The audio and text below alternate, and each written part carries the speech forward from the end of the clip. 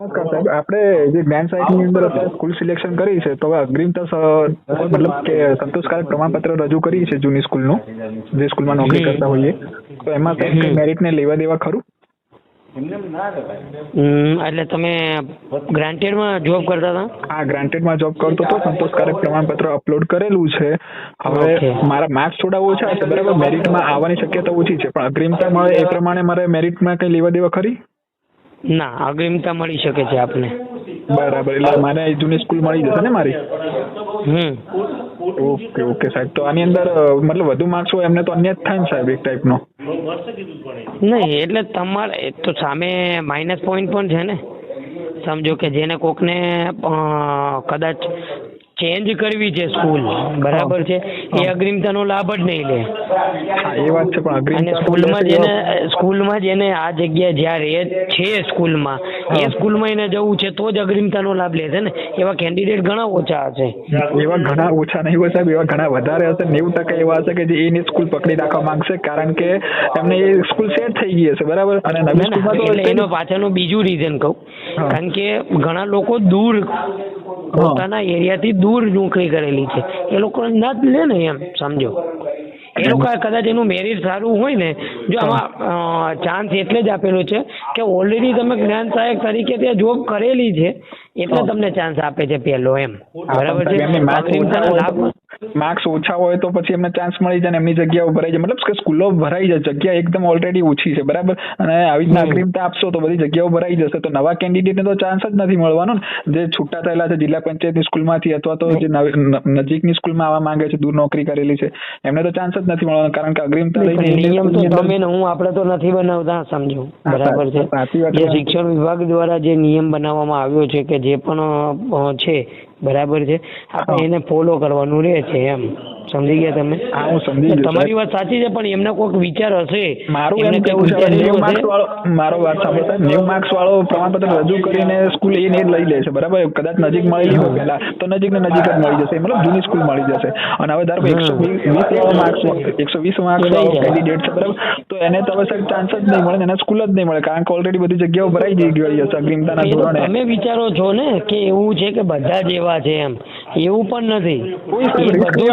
ધ્યાનમાં જ છે. દૂર હોય તો પણ રિસ્ક લેવા માંગતું નથી, કારણ કે મેરિટના ધોરણે જાય તો ક્યાંક ફેંકાઈ જાય, ક્યાંક સ્કૂલ ન મળે, દૂર નહીં મળે, એટલા માટે જે સ્કૂલ છે એ જ પકડી રાખવા માંગે છે. એટલે મોટાભાગના કેન્ડિડેટ અગ્રિમતાનું પ્રમાણપત્ર રજૂ કરીને અગ્રિમતાનો લાભ ઉઠાવશે તો નવા કેન્ડિડેટને કોઈ ચાન્સ નહીં મળે સાહેબ, એમ મારું કહેવું છે. અહીંયા કેટલા પણ ફોન એવા આવ્યા હતા કે એમને નથી ફોર્મ અપલોડ કરેલું કે નથી એને કરેલું અને ભૂલ પણ થઈ ગયેલી છે, એવા પણ કેટલાય કેન્ડિડેટ છે. એ લોકોને સુધારવાનો કોઈ મોકો આવ્યો જ નથી, સમજો. હા, એટલે મતલબ એમને ફરીવાર અપલોડ કરવા નીકળી જવાના ને, ફરીવાર અપલોડ કરવા. હા, બરાબર વાત છે સાહેબ, પણ એ કેન્ડિડેટ બહુ નહીવત હશે, મારું એમ કેવું છે. ના, ઘણા ફોન આવ્યા છે એવા. એટલે આમાં સાહેબ શું છે, તમે એવું કર્યું હોત ને કે ભાઈ જે લોકોને રિન્યુ કરવાના છે અગ્રિમતાના ધોરણે, એમને અગ્રિમતા આપીને રિન્યુ કરી નાખ્યો હોત ને પછી મેં મતલબ જગ્યા બતાવી હોત ને, તો અમને શું અત્યારે મોટું ના દેખાતું કે ભાઈ 10 જગ્યા છે, પણ 10 જગ્યામાંથી 7-8 જગ્યા તો અગ્રિમતા વાળા જ લઈ લેવાના છે. સ્કૂલની અંદર 10 જગ્યા બતાવતી હોય તો 7-8 કેન્ડિડેટ જૂના જ આવવાના છે, 3 કેન્ડિડેટ જ નવા આવશે, તો 3 કેન્ડિડેટમાં કેમનો આપણો નંબર આવશે કે નહીં? એટલે 3 જ જગ્યા બતાવી હોત 10ની જગ્યાએ, મતલબ રિન્યુ કરીને બતાવે તો સારું. અત્યારે તમે ચોઇસ ફિલિંગ નું જે છે એ તો તમે તમારી રેન્જમાં જેટલું પણ હોય એ તમે ચોઇસ ફિલિંગ તો કરી જ શકો છો ને. હા, વાત સાચી છે. ચોઇસ ફિલિંગમાં તો એવું કીધું નથી તમને કે તમે 2 કે 5 સ્કૂલ ચોઇસ કરો, એમ સમજ્યા તમે? હા, એ વાત સાચી, પણ હવે સાહેબ બનાસકાંઠા જિલ્લાનો બનાસકાંઠા જિલ્લાનો છું, સુરતની સ્કૂલ હું સિલેક્ટ કરું તો સુરત હું ત્યાં જઉં સાહેબ, તો રહેવા ખાવાનો ખર્ચો 10,000 થઈ જાય, તો 10,000 મને અહીંયા મારા જિલ્લામાં પણ મળી રહે ને. એક્ઝેક્ટલી, હું તમને એ જ કહેવા માંગુ છું. આમાં પાછો પ્રોબ્લેમ પણ એ જ થાય, ધારો કે દૂરની સ્કૂલ હું ભરું છું પછી ત્યાં હાજર નથી થતો અથવા ડીવી નથી કરાવતો, તો એ જગ્યા મારી નથી ભરાતી, બરાબર. તો નેક્સ્ટ રાઉન્ડ 50-100 જગ્યા વધે છે, તો નેક્સ્ટ રાઉન્ડ તમે લોકો પાડો છો, તો નેક્સ્ટ રાઉન્ડમાં પણ હું એપ્લિકેબલ ના હોઉં, કારણ કે મેં ડીવી કરાવી, મતલબ ડીવી નથી કરાવીને હાજર નથી થયો, એમ. જે સ્કૂલ મને ફાળવવામાં આવી હતી સ્કૂલમાં તમને મેં પહેલા ના કીધું કે તમારી રેન્જમાં તમારે, કારણ કે તમે બનાસકાંઠા છો એટલે સુરત તમારી રેન્જ જ નથી સુરત સુધી જવાની, બરાબર. રેન્જમાં તો આપણે સિલેક્ટ કરી નાખ્યું છે, પણ હવે મારી રેન્જમાં મેં 30 સ્કૂલો સિલેક્ટ કરી છે, બરાબર સાહેબ. તો એ નજીકની સ્કૂલો છે, બરાબર, પણ એની અંદર મોટા ભાગના કેન્ડિડેટ એવા છે કે જે જૂની સ્કૂલો, મતલબ જૂના કેન્ડિડેટ જ એડ થવાના છે અગ્રિમતાના ધોરણે, એમ. પણ એમાં તો ભલે આપણે માટે જગ્યા મળતી નથી, એમ કહું છું. તમારી વાત સાચી છે.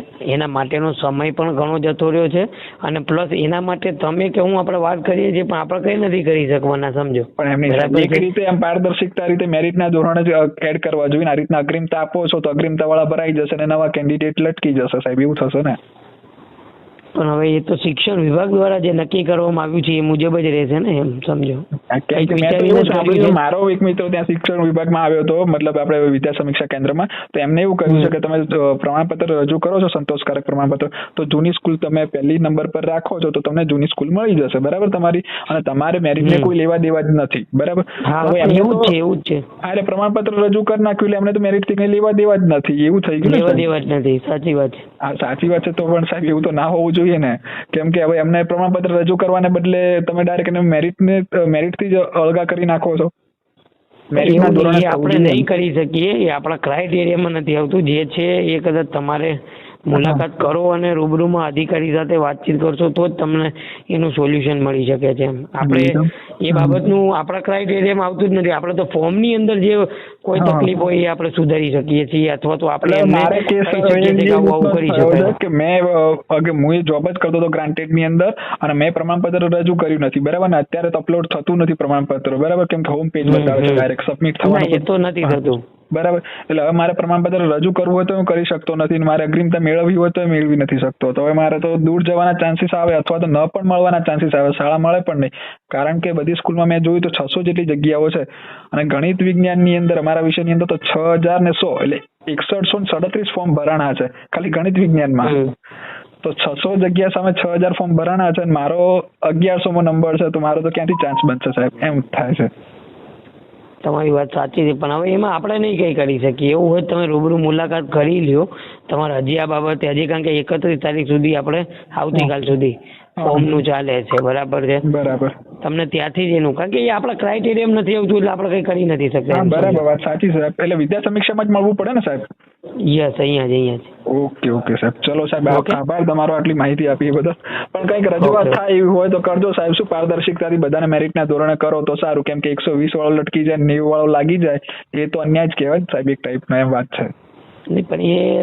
પણ હું માનું છું કે એમને ગઈ સ્કૂલ જ પસંદ કરી છે, જૂની સ્કૂલની અંદર સંતોષકારક કામ કર્યું છે, એમને ભોગ આપ્યો છે, મળવી જોઈએ, હું એવું નથી કહેતો. પણ સાહેબ એક પારદર્શિકતા તો હોવી જોઈએ ને એમ, નહીં તો પછી આ રીતની ભરતી કરવાનો કોઈ મતલબ નહીં કે આ તો જૂના મતલબ ફરી રિન્યુ કર્યા અને 2-3 ઘટતા તો 2-3 નવા લીધા, એ રીતનું થયું.